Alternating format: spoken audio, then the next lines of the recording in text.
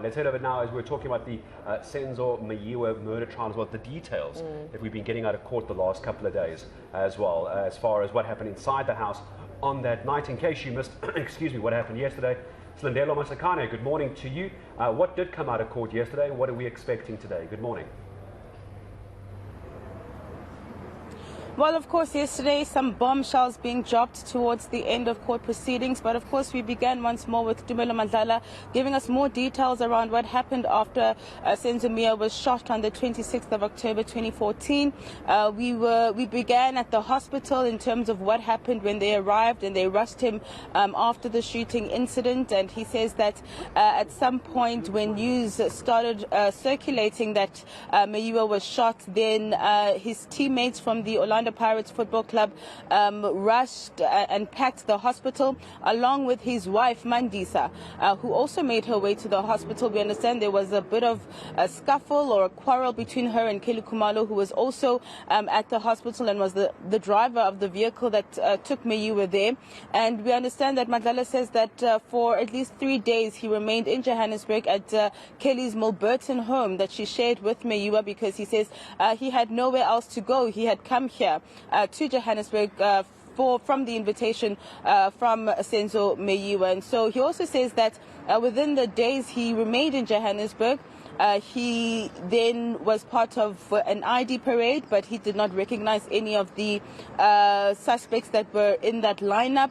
And he says that they also did a facial recognition sketch in those days as well. But what was also interesting is that he mentioned that Kelly Khumalo actually received a visitor, Chico Twala, who's the father of Longwe Twala, when he was still in Johannesburg. And he says that they had a conversation about, Kelly possibly just taking a holiday to de-stress for some of sorts. So that's where proceedings ended yesterday. What was the big bombshell, though, was, of course, towards the end of proceedings, where Tumelo Madlala was then being led with questions by the state using a sketch that was done of who was believed to be the first intruder in the home, somebody who had dreadlocks and, according to Tumelo, short in stature, had big eyes and spoke isiZulu.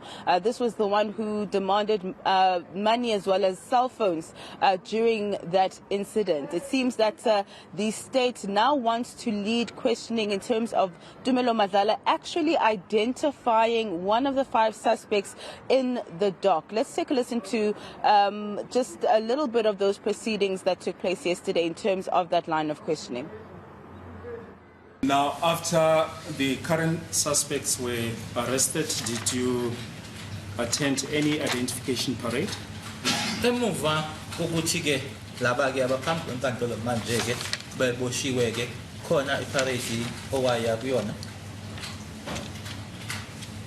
Ayikho enye iparade engingakuyo, i-one kuphela engakuyo ile sasikuyo sanda kwenzeka, ayikho enye engingayathenda. There's no other ID parade that I attended. I only went to the one that I made mention of previously. Did not attend any other.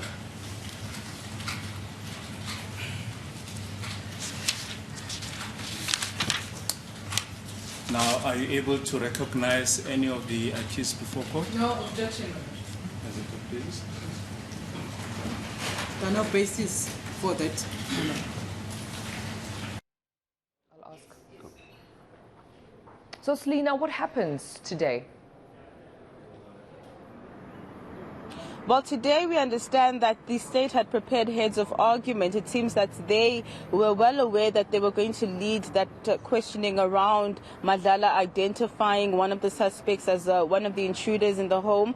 And it seems the defense will be arguing and objecting to this line of questioning. So we understand that that's what's going to happen when we resume with court proceedings at 10 a.m. this morning. All right, Slindelo Masikane, then, for the moment, thank you as always. Will be live streamed, of course, on eNCA.com. We'll have live coverage here on DSTV 403. You can also